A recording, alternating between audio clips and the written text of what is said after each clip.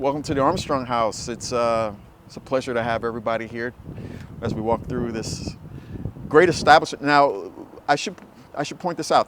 When Louis Armstrong was a child, he grew up with absolutely nothing. And by the time he moved here, he was a star. He was known like all over the world. He had changed music probably about 3 or 4 times at this point. But as a child, the people who didn't have anything, but who had a job, were the people who had made it in his thinking. So his peers were Frank Sinatra, Nat King Cole, like all these huge like pop stars. But when he moved here, he felt like he had made it because his neighbors were regular working folks. So towards the end of his life, he was on first name basis with Princess Grace. But his next door neighbor was a telephone operator.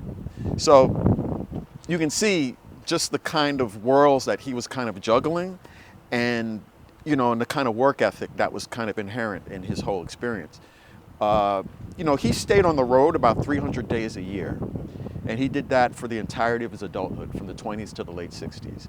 So just the idea that there's 300 days worth of gigs a year is amazing, right? But then, like if you do the math, like somebody who's got like a regular full-time job, if they work 5 days a week and 2 weeks off for vacation, that's barely 200 and some odd days a year. And they're retiring at 60. This guy was doing this on the road to the very end. And I think that's a huge part of not only his appeal, but the importance of just the whole world, and particularly the jazz community. They need to come here to see how important Louis was, because every dime you make playing jazz, half of that you owe Louis Armstrong. Let's go in. So let's head inside. We're going to take a percentage out of your check today. That's fine by me. But that's like an historic landmark plaque.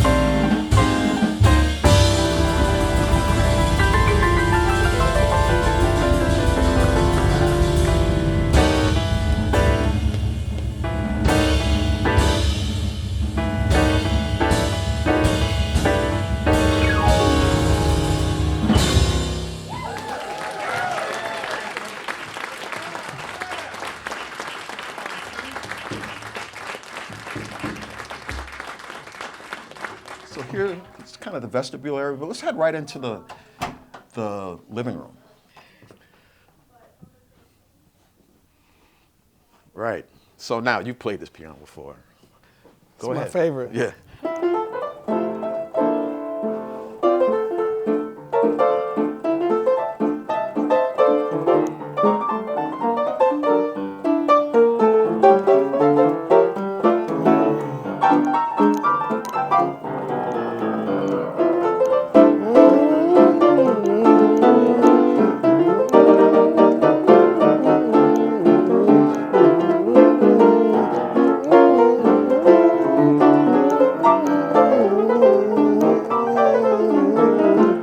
Yeah. Now we all know Emmet is real comfortable playing in living rooms. Right. Very comfortable with that. Yeah. Let's just get the crew here. Yeah, A right. natural environment. A430. All right. So yes, this is the Armstrong's living room. Now this room is not the room Louis saw when he moved here. This room went through many changes over the years. He would travel and come home, the house would look different every time he came home. Like his wife was always making changes, particularly after the mother-in-law passed away. Now, when he moved here in 1943, the most famous guy in the world was living in these little rooms in his 40s with his mother-in-law upstairs. And then when his mother-in-law passed away, that's when the Armstrongs moved upstairs, and this kind of became like their showcase room. So you'll see evidence of his travels. You'll see gondolas from Venice and different African head busts, dolls from Japan. So Louis performed in pretty much every major country of the world except for the Soviet Union, mainland China, in India, right? In India. There was a hoax that he performed in India. Right. Many people still believe it, but Right. it's true. Yeah. Yeah. So, Well, I've made it to all three of those places for him. So. okay, there you go. All right. Yeah, so Wow, that's amazing. But you know, at the height of his fame was also the height of the Cold War. So he was performing in areas of the world that were politically just unstable. Yeah. How did he feel about going to a place that was politically unstable, or perhaps even dangerous? He didn't care. Yeah. He didn't care. Why? Because he was a global ambassador. This is a huge thing for me because Louis never played music just for like the initiated, you know, or he never created like a niche audience. So he took this incredible, it was beyond a gift, and he shared it with the world. And you know, his knowledge of and ability of melody. Melody wasn't just a bunch of notes that you string together and play the right notes. Like everything, I mean, I don't have to tell you guys this, but you know. And he was the epitome of that. And, you know, some of his recordings, like Ellen Lewis, these are like benchmarks. You know, there's like Ellen Lewis and then everything else. When you think about, like he owned those songs once he performed them. But he took like this great gift, he shared it with the world. Yeah, and just to add, like, not just with the world, like when he used to play in the Roxy's, for instance, he would just save the first 2 rows for kids from the neighborhood. Right. So, like, right from where he lived, he wanted his music to reach everywhere. So he was thinking about the people. Yeah, the people. Yeah. I mean, if you look around, this is a working man's house. So he saw himself as a working man. Yeah. Yeah, you know, Emmet, I've been on the road with you. We've been many places playing, and you know, when I think about Louis Armstrong, one of my favorite attributes is I think he is the epitome of an ambassador in this music. Right. And you know, we strive to be excellent players, but I think it is equally as important to be warm, caring, and connect with the people. And I've seen you do that. Has Louis had an influence on you in that way? Definitely. You know, especially nowadays, you find that musicians, if they feel something, they play the emotion of what they're feeling. But Louis Armstrong, he would feel something, and it would turn all up in his body and his mind and his brain, and it would come out as joy.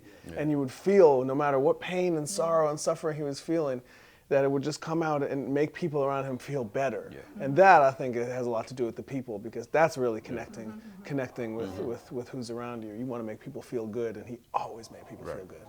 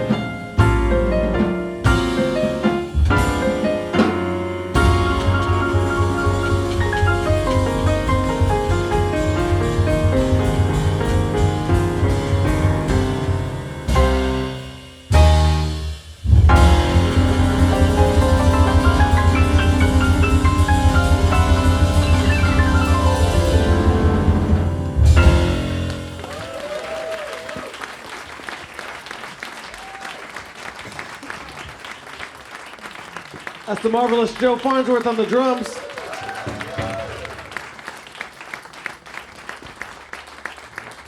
And Yasushi Nakamora on bass.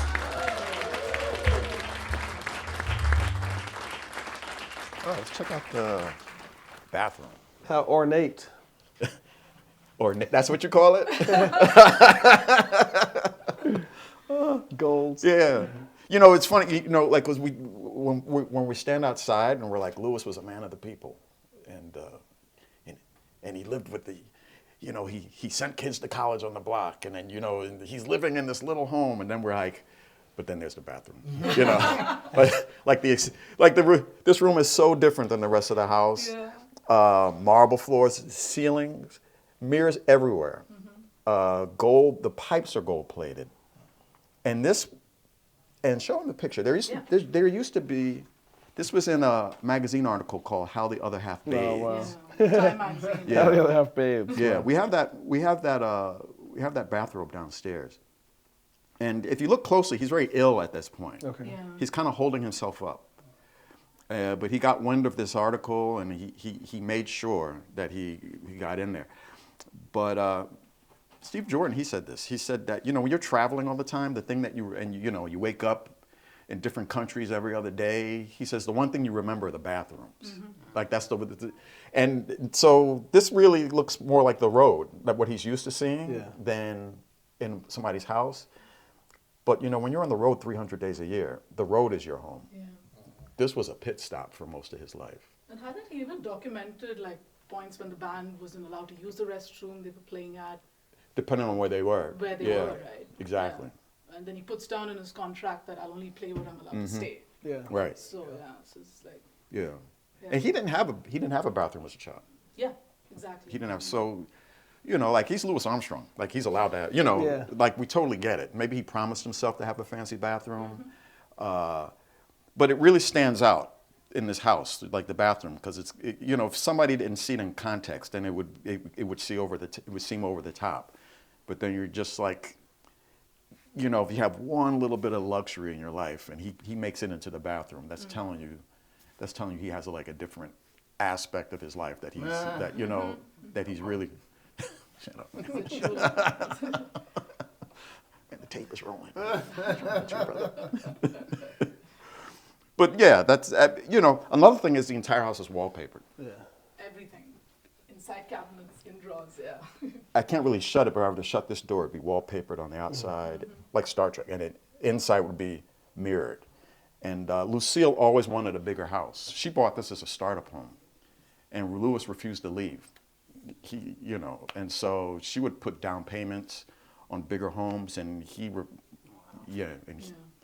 know, we have one of his letters to her, and it says, "I'm staying put." He says, "I'm staying right there with the Jews and the Puerto Ricans." So no matter how the neighborhood was changing, which in Queens is like every generation, he didn't care. So a lot of this was really to placate her upward mobility, and his main concern was working. He was a workaholic, you know. Workaholics, you know, that's as long as she was happy, then he was cool. I know how that is. Yeah. You staying at Edgecombe for a while? Yeah. Stay in Harlem? It's hard to leave. Can't leave. It's hard to leave. You made some history over there. Yeah. I'm staying put.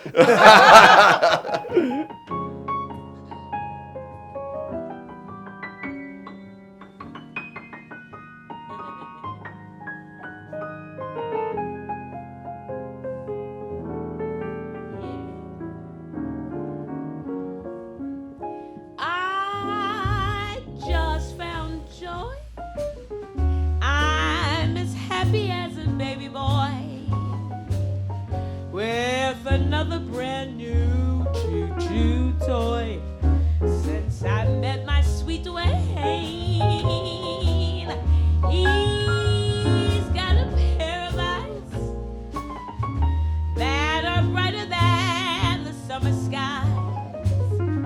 When you see them, you will realize why I love my sweet Dwayne. Now, when the sun is cloudy, I don't miss the sun, because it's in my sweetheart's smile. And to think that I'm the lucky one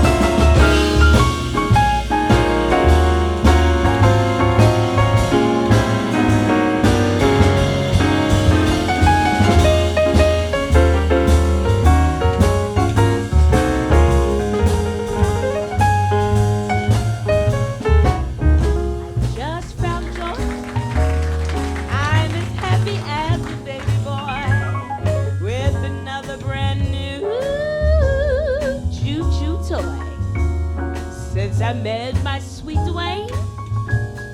Oh, he's got a pair of eyes that are brighter than the summer skies.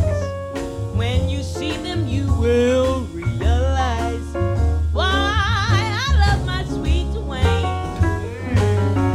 Now, when the day is cloudy, I don't miss the sun, because it's in my sweetheart's smile.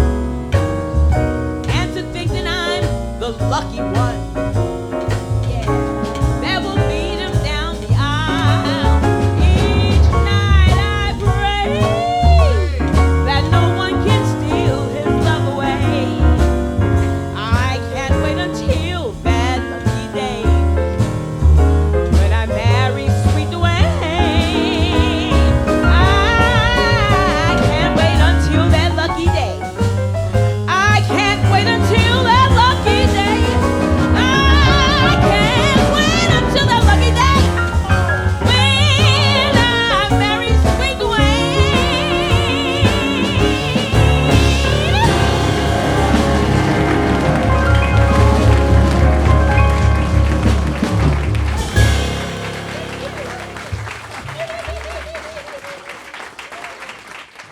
This whole room has a different thematic altogether. It has a very Southeast Asian, South Asian vibe going on. And I thought it was pretty popular back then to have this kind of aesthetics too. But I must add here that Louis didn't get to see parts of the room the way we're seeing it today, because 1977, Lucille added those Chinese fox panels, changed the chest to match it, very patterned right there. But he did spend a lot of time, whenever he was home, he loved a home-cooked meal. Yeah. And Don't we we have all? like a really beautiful picture of Louis having one of his favorite meals. I mean, I'm sure you know, it's red beans and rice. That's right. Right there. And I must add here that Louis, we do have recordings of Louis speaking to his friends and families about what's going on in society. So I always like to honor the dining room in the sense of Louis's contribution also to the civil rights movement. And especially in 1957, during the Little Rock incident in Arkansas, he really was vocal about it. He wrote to the president. He even gave a TV report a newspaper article report saying that the country can go to hell if it's not going to abide by its constitution. Yeah. So Louis was concerned about what was going on in society too, and I like to honor that in the dining room. But that said, a few things just, that also piques people's interest is this painting right here. It's a Chinese painting, very typical of the kind of fading out landscape, which gives it that ethereal look, right? But what translates in the text is, paradise on earth. And it's a really beautiful, roughly I think it translates to why look up for angels when paradise is on earth. I got you. We had one of people tell us that, and it's really beautiful, a painting of dancers and musicians that kind of encapsulates the house. But yeah, I think this dining room for me is really about those stories, and I always wonder what conversations would have happened here. Yeah.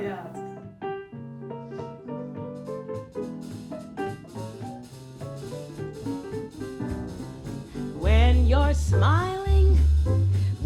smiling, the whole world smiles with you. When you're laughing, the sun comes shining through. But when you're frowning, it brings out the rain. So stop your frowning. Be happy again when you're smiling. When you're smiling, the whole world smiles with you. When you're smiling, when you're smiling.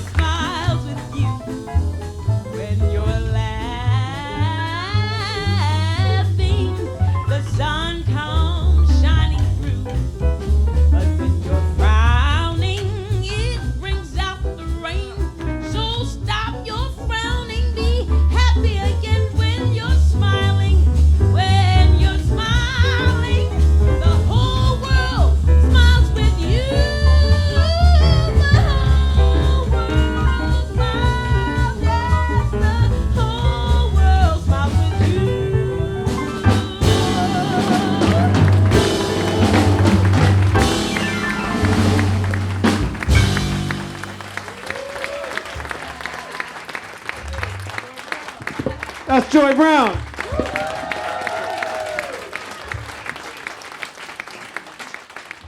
So the kitchen, some people come to this house just to see this kitchen. Yeah. Yeah. This is a very historic kitchen. It kind of captures the mid-60s, kind of that window between like the jet age and the space age. And this room was very influenced by the World's Fair, which was 2 subway stops from here, the 64, 65 World's Fair. There was an exhibit called The World of Tomorrow, and they had a kitchen very similar to this. And so, again, you know, it's funny because when a lot of people who are incredibly misinformed, they think that Louis was like this old guy with banjos and tuxedos, and nothing could be further than the truth. He was fascinated by technology and futurism, and you know, so for him to have like this George Jetson kind of kitchen in the 60s goes against the grain of thinking. He was really ahead of the ball game. So you'll see like the blenders built right into the countertop. You know, the can opener is built right in. Here's a 6-burner stove, 2 broilers, 2 ovens. It says custom made by, Check it out. It's right said there. by Mr. and Mrs. Louis Armstrong. Wow. Was he cooking too? He used to cook a little bit. We have some of Yeah. his recipes there. Really? Yeah, they're right. We rotate them. I think, which one is up there? I think it's the. I haven't gone through those actually. Yeah. Yeah. We got the chicken confetti over here. Betty Crocker stuff. Yeah. That's a lot of salt. Yeah. I know. And some of them were written cards too. Some of them written. Yeah, Yeah. the hand. You see it. Yeah. So Did Lucille have a signature dish? Red beans and rice. I don't know if that was. I don't know if she had a signature dish. Yeah, I'm not sure. Yeah. But I know that she did. The first time he visited her home, she cooked red beans and rice for him. Oh, well, that was part of Kind of that was part of the deal with the engagement. Like, do you know how to make red beans and rice? What's your favorite meal? My favorite meal? Yeah. Oh my God. Put me on the spot. No, you have to say red beans and rice. I don't know, man. Are you vegetarian? Almost. I eat chicken and fish. Okay. I eat pretty clean and healthy, so I'm not the most Yeah. Everybody who plays jazz now does yoga yeah. and is a yeah. vegetarian. You know, It's crazy. Like, what happened?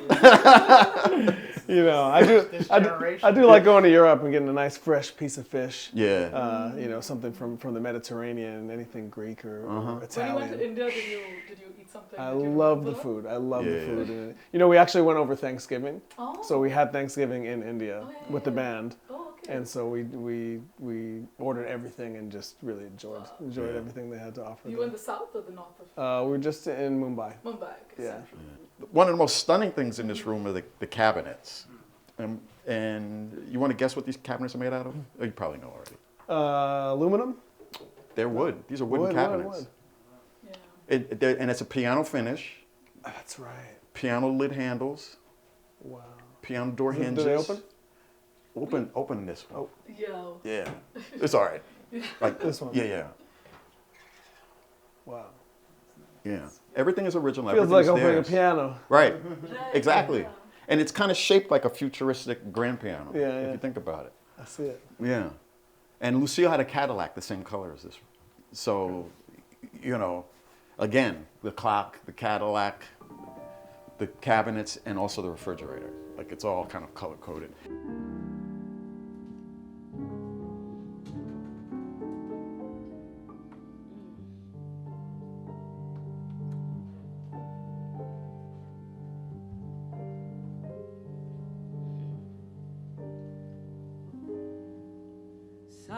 Summer time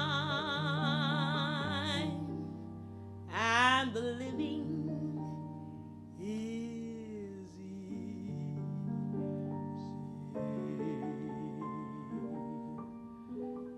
Fish are jumping and the cotton is high.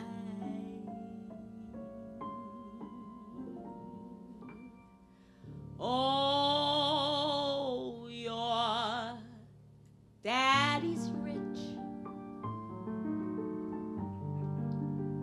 and your ma is good looking.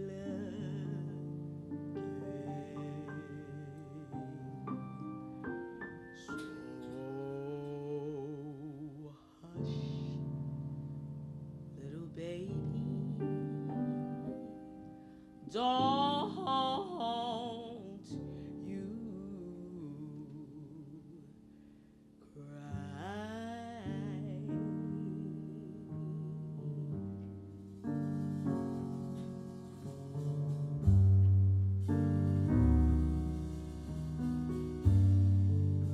one of these mornings, you're gonna rise up singing. Then you'll spread your wings and you'll take to the sky. But till that morning, there ain't nothing can harm you. With mommy and daddy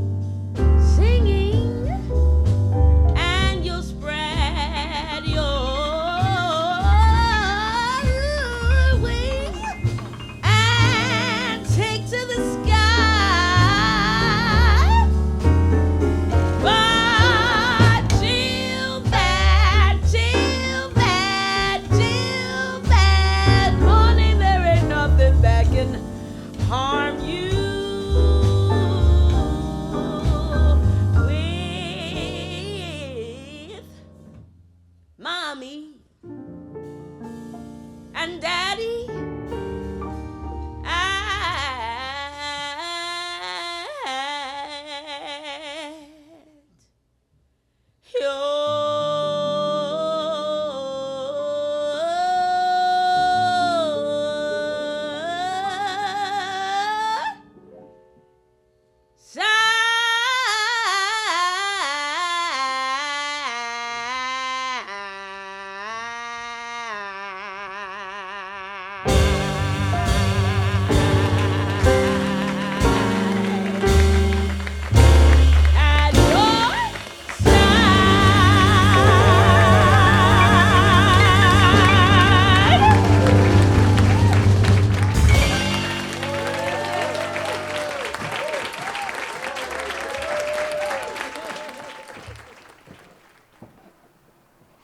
Alrighty, so like Sharani was saying, like the second floor, this is a little more personal. You want your guests to see your fancy kitchen and bathroom, but now this is kind of like the Armstrongs' personal space.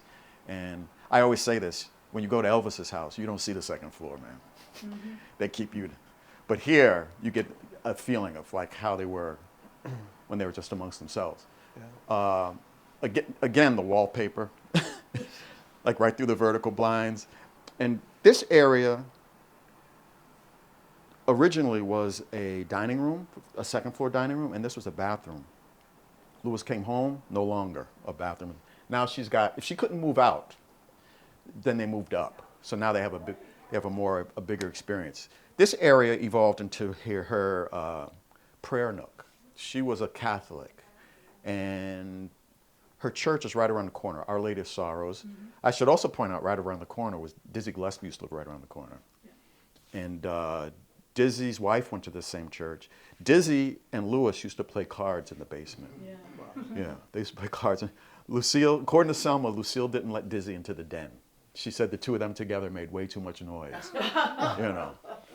And so like these two legends, you know, these people who have changed the world.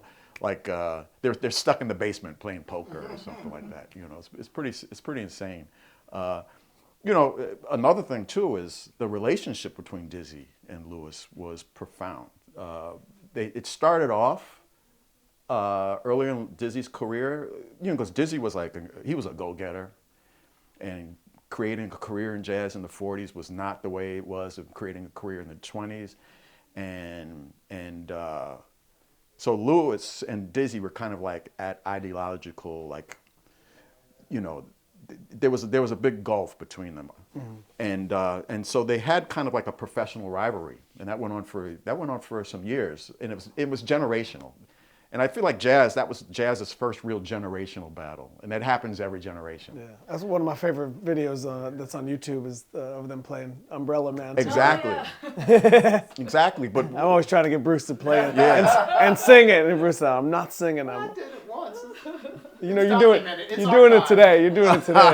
You do have it in the Emmet Cohen. You played it nice. That's actually my favorite of all the videos. Yeah. Yes. You know, we're in the bedroom and there's a bed, so immediately you think about rest. And we go back to those clips of Lucille making this house happen without him really knowing it. And I think a lot of that is when you're a musician and you are dedicated to this lifestyle. You're on the road, you're spreading joy, you're making music. We don't think about rest. Yeah. No. Where are you in terms of that place of your life? Is it time to rest a little bit? Or? Well, I think I know because everyone comes to me and says, "When do you rest? Right. You know, when do you take a week off? When do you take a month off?" and when you're on a mission to bring the music to places and also to connect with other musicians, which I think is something that Louis Armstrong did really well. You know, the bonds that he created. One of my favorite piano players is Earl Hines. When you think about the relationship they have, you know, it reminds me of the relationship I have with you. Where, you know, we have a gig, we drop everything to do the gig. You know, you're always like that, I'm always like that. And it's because the music is important and it feeds us. And you know, it's important to take rest as well, but oftentimes, especially when things are planned far in advance, you know, okay, you've got this gig in 6 months from now. It's hard to imagine yourself resting in 6 months from now. Yeah. You say, no, I'm going to want to be doing that. Right. So, you know, you have to. How old was he when he moved in here? He was 42. 42, 43, yeah. Yeah. Yeah. See, I'm 44. And you just moved to I'm ready Queens. for- yeah. Right. Yeah. You got a few more.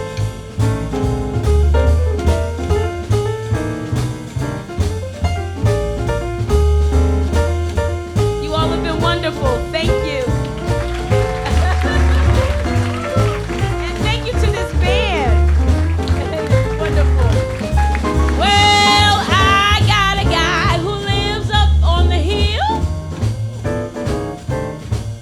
Well, I got a guy who lives up on the hill.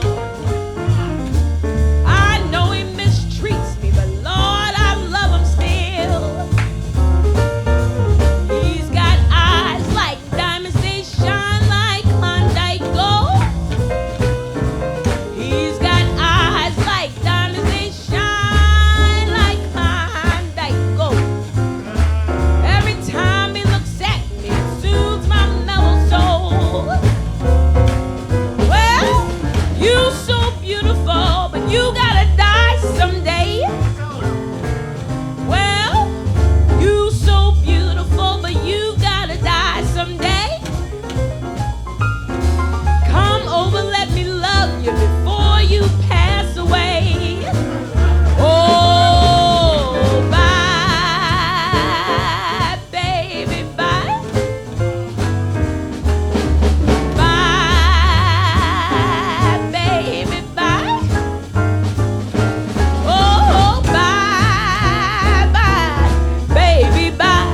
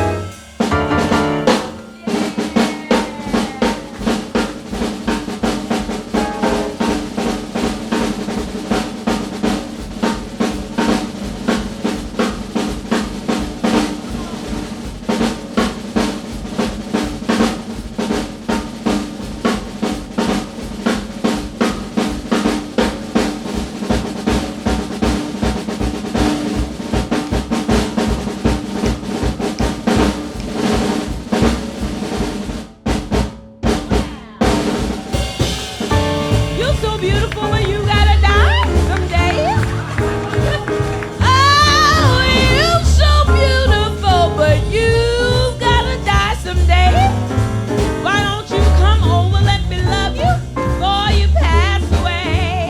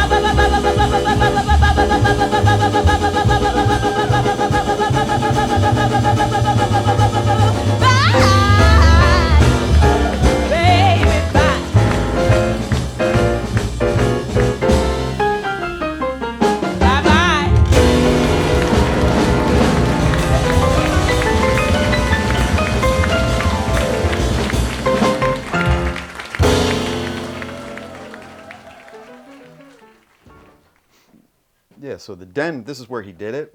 This is really the beginning of his archives. Here's another first. He was the first jazz musician to publish an autobiography. Wow. It was, some of it was written here. He did all of his recording here. He did all of his entertaining here. He kind of got like a visual arts bug, and he would make murals and artwork on this wall. Wow. And then when he would leave town, Lucille would rip it down, bam, because it was, she just thought it was unacceptable, a man of his age and stature doing this type of thing. Yeah. And so he started to put all of his artwork on these boxes where he stored his tapes. No, like the green cover. And they became not only artwork but historical documents because they're based off of telegrams and things. Mm-hmm. Here's a facsimile of his last tape, where he said he's not really ready to die yet, and he's feeling better, which didn't really happen. But everything we know about Louis comes from like him. So each one of these tapes, his favorite songs, interviews, solos, the Cavett Show, Martin Luther King's funeral. He put the microphone in front of the television with his own commentary. And when the tape was full, he would write Saul at the end. That's short for That's All. Oh. And so, you know, when you come to this house and our volunteers or our docents or our staff, they give you like these amazing tours. We just listen to the tapes. Yeah. That's it. You know, Yeah. like, you know, we're not brain surgeons. Now, Sharania, play this recording. His thoughts about the Yes. I put it index. So I index all the numbers, give them a number. And then my Lucille fixed something I never had in my life before. She gave me a room and made a den out of it. You know what I mean? That really knocked me out because we couldn't afford no den, and never heard a day we better sleep in that room. Now you just got a den. Now I got a den. I can look at all my tapes around the walls and just pick out what I want to hear. How does it feel? Well, it's got to feel good. I mean, I don't ask much in life. I mean, those are the needed things. She know that would be my life in music. So when I can hear every record I ever made, all I got to do is look in a little book and put my finger on it. My interviews, I got them all on tape, and I buy records. That's why I tell you, I buy everybody's records and every interview I have. And every show I do, Ed Sullivan or Belton, whatever it is, it's a company that sends the whole show on tape at my house. And I index that. You know what I mean? I got the Beatles, I got everybody. And they say, well, what you think about the Beatles? I say, they're great. They got a little beat there, you know what I mean? And it's all right. And, okay, that's all right. If it only get a haircut. You see, now we got to be not too partial to one kind of music. You got to appreciate all kind of music. That's what I'm trying to put in your head. Listen to all kind of music. Yeah, just being in the house, it just fills you with so much history, fills you with so much hope, and connects you to the past and makes me ready for the future. Yeah. Oh, yeah. Yeah, and that's what it's about. Well, thanks for being here. I think the idea of people coming in, you know, honing it in is what makes this place alive. Yeah. You got to absorb the energy. Yeah. Yeah. You got to be surrounded by it. Ladies and gentlemen, the great Joy Brown. Joy Brown, ladies and gentlemen. The incredible Yasushi Nakamora on the bass. Yasushi Nakamora. The incomparable Joe Farnsworth on the drums. Joe Farnsworth. And the amazing, the legendary Emmet Cohen. Emmet Cohen on the piano.